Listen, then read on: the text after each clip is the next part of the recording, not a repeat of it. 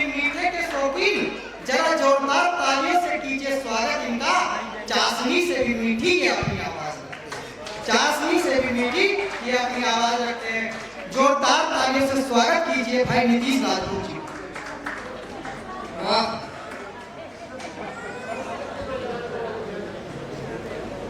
वीर कुंवर बाबा देंगर मां सीता की परिपाटी से मेरा नाता गौरवशाली उस बिहार की माटी से। मैं बिहार की धरती से आप सबके बीच उपस्थित हूँ। भैया ने बताया था वैसे तो प्रेम का कवि हूँ, लेकिन कार्यक्रम मेरठ में होना है, यूट्यूब में होना है, तो प्रेम थोड़ा सोच के बोलना पड़ता। बाबा जी की सरकार है, पता कुछ नहीं चलता। दिल्ली वाले कहते हैं ना खाऊंगा ना खाने दूंगा, बाबा जी कहते हैं ना बनाइए ना बनाने दूंगा। थोड़ा सा बोलना चलता है, लेकिन बिहार गाँव हर जगह थोड़ा सा मस्ती माहौल पर चलता है। लेकिन मैं कुछ प्यार मोहब्बत की बातें आप तक करता हूँ। ये जिस किसी भी किताब के पन्ने उड़ रहे हैं उन्हें समेट ले, तो ये देश का भविष्य है, लेकिन हमारा वर्तमान चौपट कर रहे हैं भाई। वाह, ये किसकी पांडुलिपियां हैं?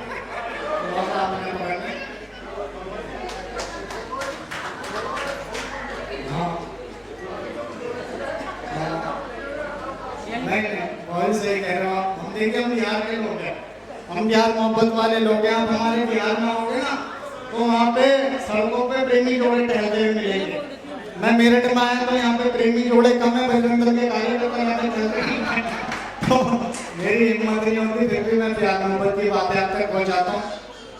एक मेरा दोस्त है बाबूजी, उसने बजरंग दल ज्वाइन किया, तो मैंने उससे पूछा कि तूने इतनी सारी संस्थाएं देश में बजरंग दल क्यों ज्वाइन किया?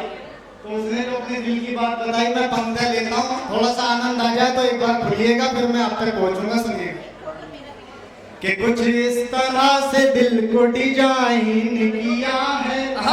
क्या बोला कि कुछ इस तरह से दिल को डिजाइन किया है, प्रेमी के पद से कल ही रिजाइन दिया है, कि प्रेमी के पद से कल ही रिजाइन दिया है। जब से मना किया है उसने प्रेम प्रपोजल, उस दिन से ही बजरंग दल को ज्वाइन। भाई साहब की एक डिमांड थी, कोई दिल जला का भी होना चाहिए, वो भी पूरी हो गई। तो प्यार मोहब्बत, लेकिन मैं इति राजपूत जी हैं, बहुत अच्छा संचालन आपने किया है, और दीपाली जी का मैं बहुत धन्यवाद देता हूँ। हमारे सचिन भैया हैं, इतना सुंदर आयोजन आप लोगों ने जोड़ा। नवंबर का ये महीना शुरू हो चुका है, ठंडी ठंडी बयारों ने अपने दस्तक दे दी है। मैं 4 पंक्तियां पढ़ता हूँ, इतनी बैठी है। मैं यकीन मानिए, मैंने अपने जीवन में इतनी सारी खूबसूरत महिलाएं एक साथ आज पहली बार देखी इस कार्यक्रम में। तो हम तो पढ़े हुए थे, कोई हॉस्टल में। तो सुनिएगा, मैं 4 पंक्तियां सुनाता हूँ और जितनी महिलाएं बैठी हैं सबको समर्पित करता हूँ। सुनिए कि मंद मंद मंद मुस्कान अधेरों की देख, मंद मंद मंद मुस्कान अधेरों की देख, मंद मंद सर्दी हवाएं रूठ जाएंगी, मृग के समान लचकाती देह देख देख, लचकाते वृक्ष की लताएं रूठ जाएंगी। जिस ओर भी चले तो रूप की तिजोरी लिए, उस ओर की सभी दिशाएं रूठ जाएंगी। यौवन का रंग गोरी तुझ पे चढ़ा है ऐसा, स्वर्ग की भी सारी अप्सराएं रूठ जाएंगी, स्वर्ग की भी सारी। बहुत धन्यवाद। लेकिन हम तो मोहब्बत वाले वो लोग हैं। देखिए, मैं बिहार का हूँ, मेरे युवा साथी भी बैठे हैं। मैं तो एक नसीहत देता हूँ, अभी भैया ने हिमांशु भैया ने बहुत अच्छा पढ़ा, लेकिन प्रेम में कुछ चीजों का ध्यान रखना पड़ता है वैसा। तो मैं सबको एक नसीहत देता हूँ, जिसने मान ली अपने जीवन में सुखी रहे, कि प्यार करने की उम्र है तो प्यार ही करोगे, किंतु आप जैसे यहाँ और भी कुंवारे हैं, खुद को समझते जो खान सलमान, किंतु देखने में लगता कि सूखते छुआरे हैं। कि खुद को समझते जो खान सलमान, किंतु देखने में लगता कि सूखते छुआरे हैं। तो एक मैं सलाह दे रहा हूँ आज आपको ये, कि सब भाग जाएंगे जो आपके सहारे हैं। लड़की को फूल देने जा रहे हो प्यार का, तो पहले पूछ लेना भाई कितने तुम्हारे, पहले पूछ लेना भाई कितने तुम्हारे हैं। देखिए हम तो मोहब्बत में वो भी मिल जाते हैं जो इस देश के बड़े बड़े नेता नहीं बन सकते। सुनना कि माना प्यार करने में हूँ नया नया, मगर एक ना तो एक दिन दक्ष बन जाऊंगा। नैनों में तुमको बसा के उम्र भर है तू, और इन नैनों का कक्ष बन जाऊंगा। और धूप लगने लगे जो दुख तकलीफों वाली, सच कहता हूँ वट वृक्ष बन जाऊंगा। तुम जो बना लो सरकार मेरे दिल में, तो उम्र भर के लिए विपक्षी बन जाऊंगा। उम्र भर के लिए विपक्षी बन जाऊंगा। अच्छा विपक्ष, देखिए हालांकि राजनीतिक मंच नहीं है, लेकिन इस देश में जब जब चुनाव होते हैं विपक्ष की क्या भूमिका रहती है, चार पंक्तियां थोड़ी आनंद की पढ़ता हूँ। देश में जहाँ जहाँ भी चुनाव होते हैं विपक्ष क्या कहते हैं। अभी अमन भाई कह रहा था कि भीड़ कम हो गई, भीड़ कम हो गई। ये सरदार जी बैठे हैं हमारे, मैं कहता हूँ जहाँ पे गुरु गोविंद सिंह का बंदा बैठा 1.25 लाख की भीड़ तो वैसे ही इकट्ठी हो जाती है। तो एक बार मैं प्रणाम करता हूँ आपको।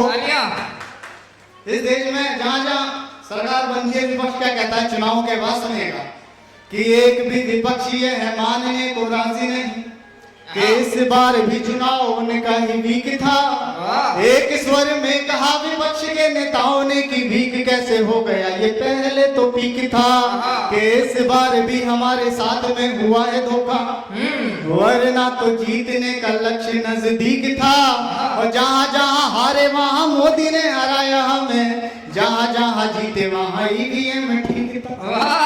जहाँ जहाँ जीते वहाँ ईवीएम ठीक था।